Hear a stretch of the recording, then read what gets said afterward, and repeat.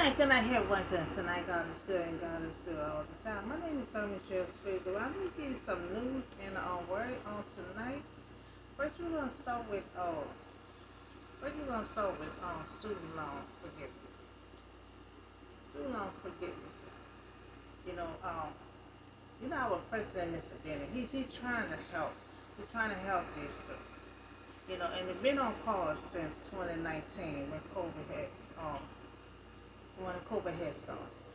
So these students will be so far behind.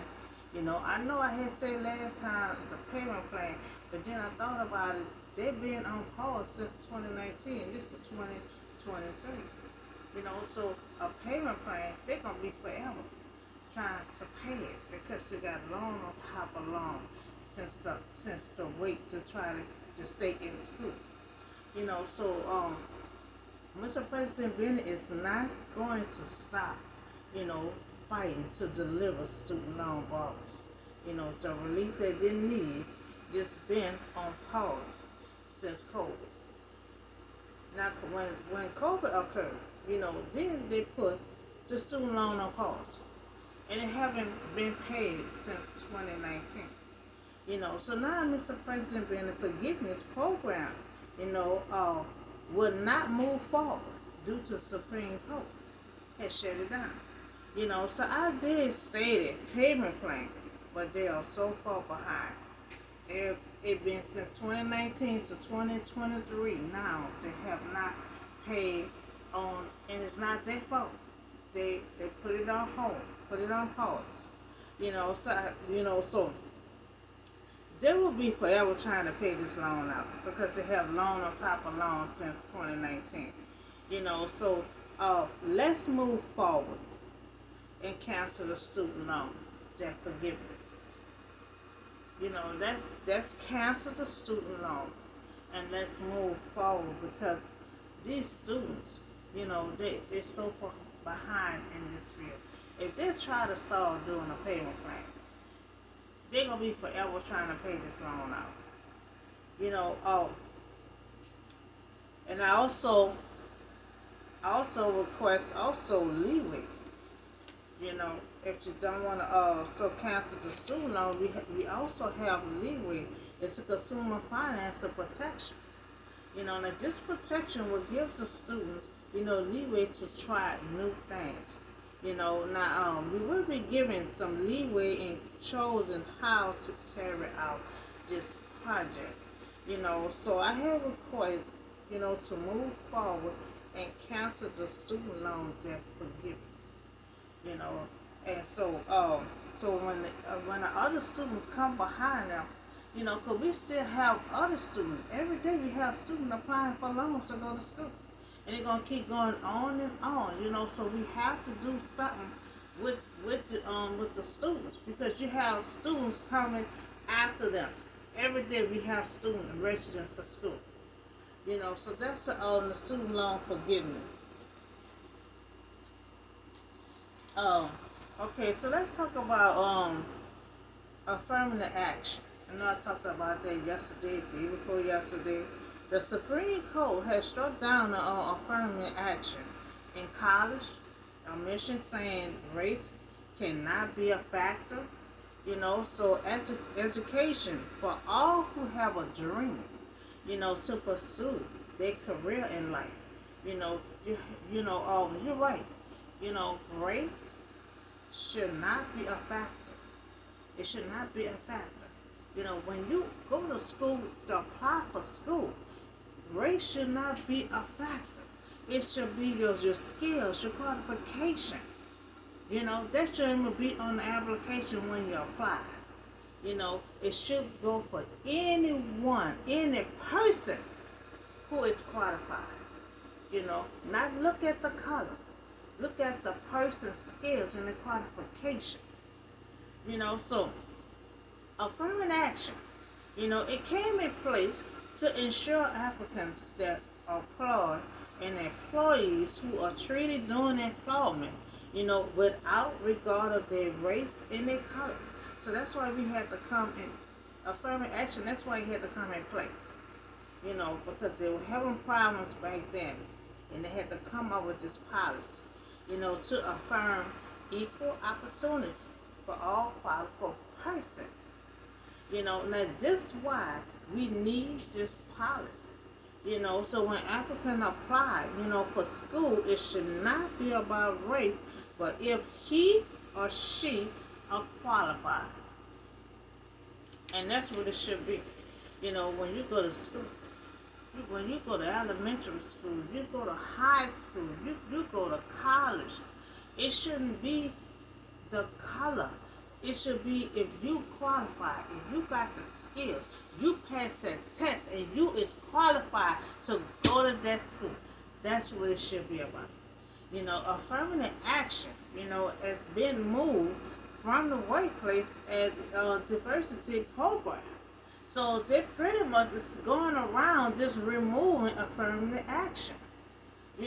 Without affirmative action, you have to be fair. So since you're moving affirmative action everywhere, you have to be fair, to all race and color who enter any job place or any school building, long as they are qualified person. You can remove the affirmative action, but make sure you being fair, or letting any person enter that are qualified person. So that's on affirmative action. So let's talk about our fight against age discrimination. I had meant to put this out a couple of days ago. I'll be having so women. Let's talk about the women in leadership. The women in leadership. Let's talk about managers. Faced with age discrimination. It's a challenge to claim that a woman is not valued or not fit for leadership role because of her age. And they got some men can be in their 60s and 70s. It be no problem. But when a woman get in that age, then it's a problem. If she can still, fit that role. But we should base on our qualification, not age. The Age Discrimination in Employment Act of 1967, when this policy here was created. Now, promote employment of older persons based on their ability, rather than their age, to prohibit discrimination in employment, to help employers and workers find ways of meeting problems, arising from the impact of an age in employment. So 40 years of age and older is protected, by 1967 age discrimination from this policy right here, in the Employment Act. Anyone is age of 40 on up, this policy here protect you, long as you got the qualification and you still have the energy to work. Age discrimination involves treating an applicant or employee less favorable, because of their age. Because of he or she age. The Age Discrimination in the Employment Act, forbid age discrimination against people who are 40 years or older. So you 40 years or older, and you still in good health. You got the qualification, you got the skills, and you can get up every morning and go to work. You should still be able to be on that job until you retire. No matter how old someone is, if they have the skills and the qualification, they can still, get up and work. Allow them to work until they retire. 40 years or older is protected under the Age Discrimination in the Employment Act. So that's the news for fighting against age discrimination. Okay, so let's talk about now. We had finished up Job, so we in Psalms. I did Psalms 23 yesterday. And so this one here gonna be Psalms 27. Fearless, but wait on the Lord. Now David wrote this song. Now David did not have he didn't have no fear. He put all his confidence in God. Remember, he was a little boy. He had to fight that giant. He didn't put his confidence in him. He went out there. He said, in the name of the Lord. That's what he put his confidence in. Because remember, Saul tried to dress him up. He said, I can't wear all this here. He said, well, what you going to use? You about to go out there and fight that big giant. He said, I'm going out there in the name of the Lord. So he had put all his confidence in God. And David had many enemies chasing him, not only just Saul, chasing him one time or another. Now, he was no stranger to danger. But he also knew that God was powerful.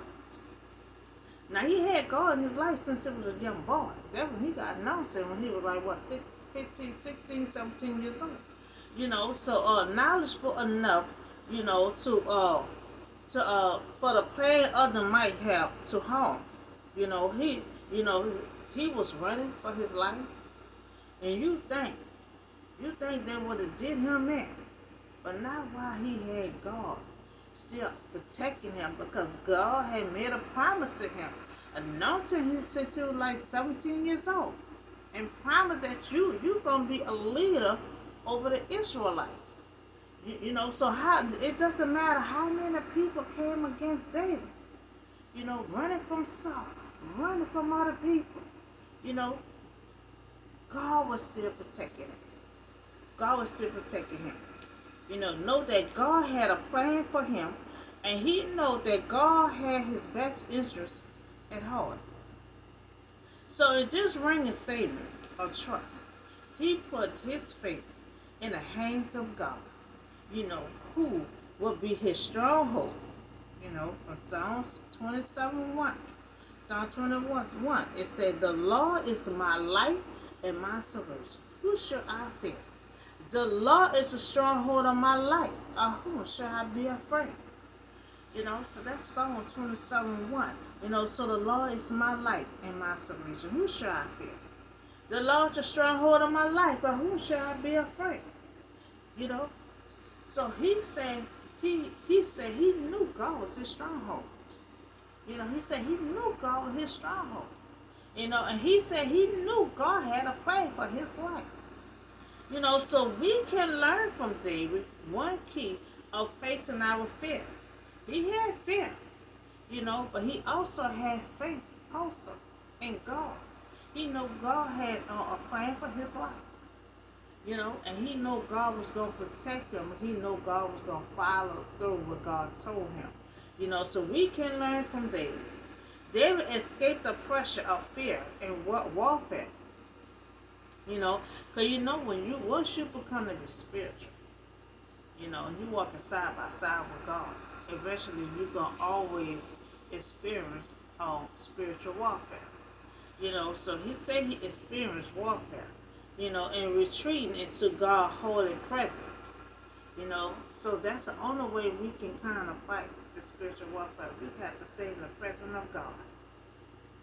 Because God is in control over the warfare. So we have to stay in the presence of God, to order to deal with the warfare.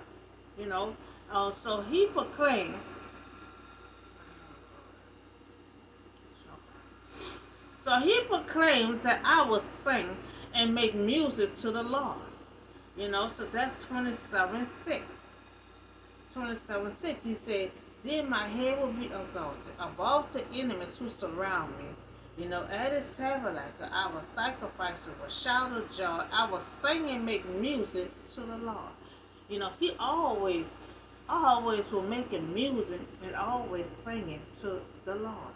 He always was singing, dancing and everything. Remember, he was singing and dancing, and his wife was up there in the window just looking as big, mean and pouting and booted up. She what he was so happy for. Um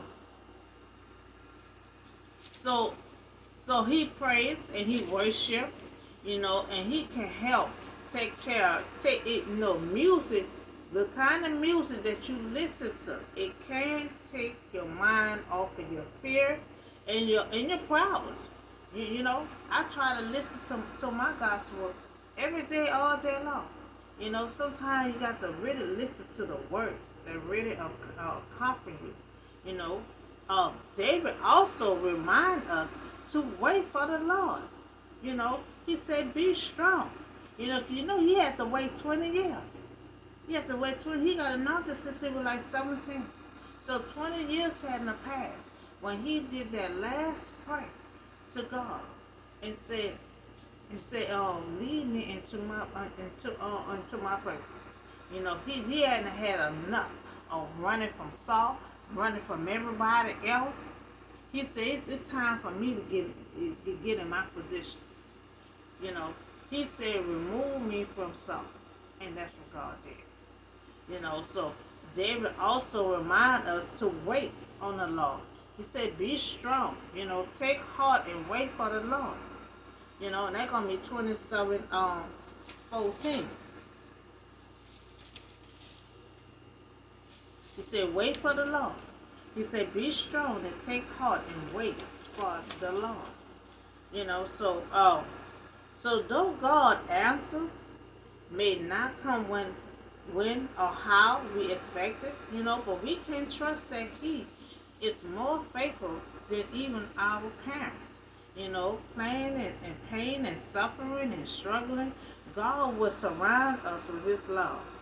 In spite of anything, that can happen, God will be there for us who trust in Him.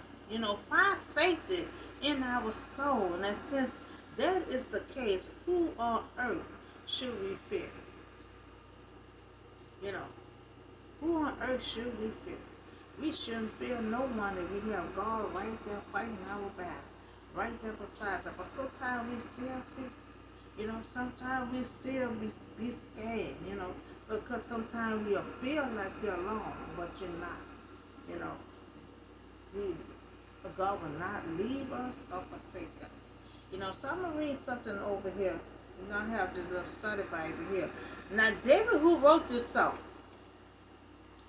had many enemies, chasing him at one time or another. Now, he was not a stranger, but also knew that God was powerful and knowledgeable enough, for the plan of might have harmed him. So he was running.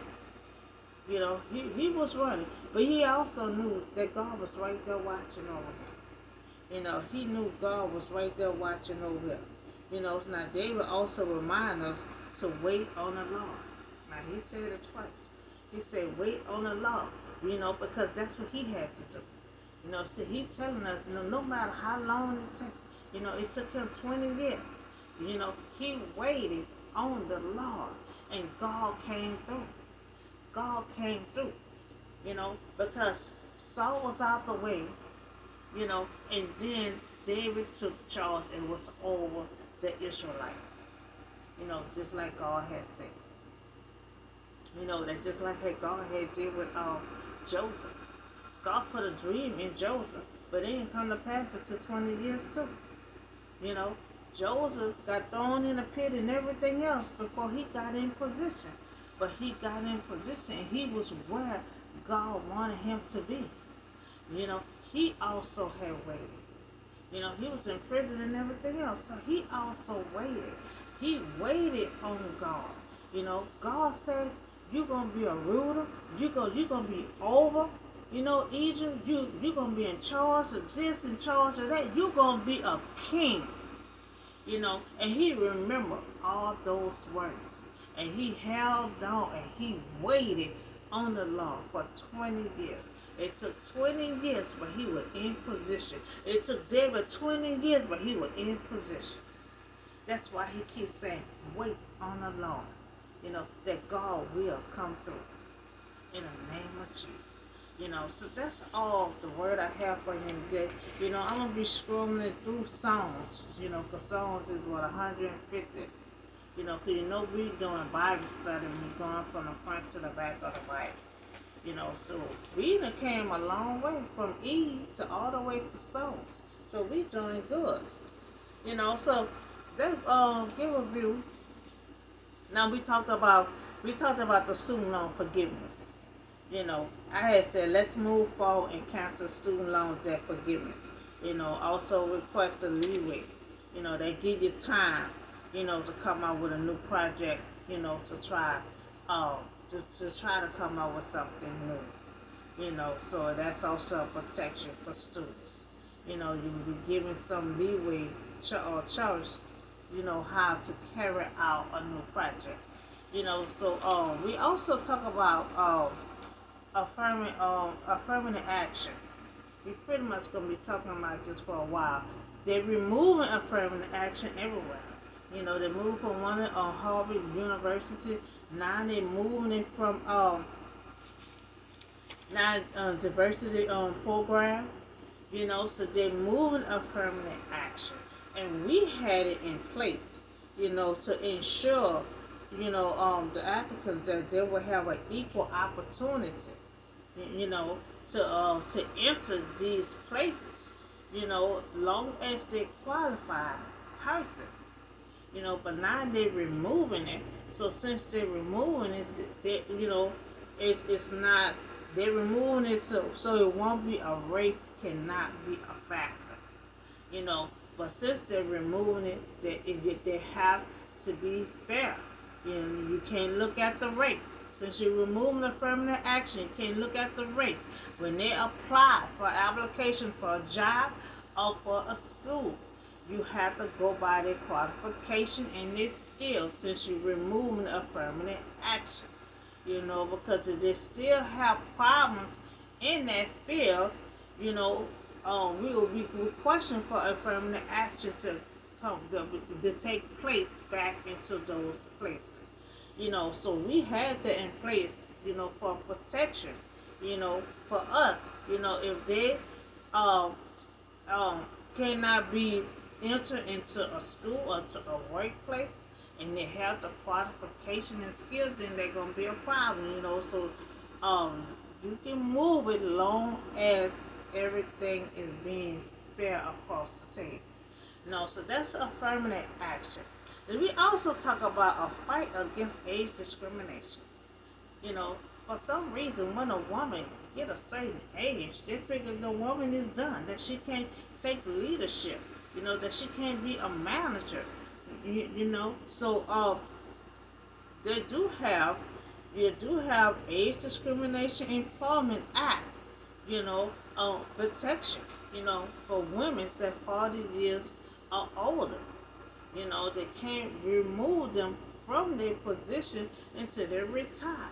Long as they're in good health, get up every morning, and able to go to work, because it's got the skills and qualifications, they have to let them work until they retire. You do have a protection plan for age discrimination. So that's all the news and word I have for you on today. Y'all have a blessed, safe night, and I see y'all on the next video.